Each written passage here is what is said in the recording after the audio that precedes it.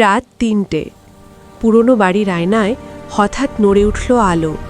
একটা সাদা বিড়াল, চোখ দুটো লাল, মিউ মিউ শব্দ নয়, ফিসফিস করে বলল, আমাকে চিনতে পারছো? আয়নার ভেতর থেকে বিড়ালটা ধীরে ধীরে বেরিয়ে এলো। গ্রামের কবরস্থানে কেউ ঢুকত না, কারণ সবাই জানত কালো এক বিড়াল সেখানে পাহারা দেয়।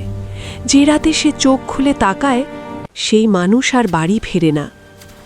বন্যায় ডুবে যাওয়া ঘরে আজও শোনা যায় মিউ। এক মা বিড়াল বাচ্চাদের খুঁজছে। কেউ ডাকলে সে দেখা দেয়, চোখে পানি, শরীর অদৃশ্য। পরিত্যক্ত স্কুলে রাত 12টায় ব্ল্যাকবোর্ডে লেখা ভেসে ওঠে, হাজিরা দাও।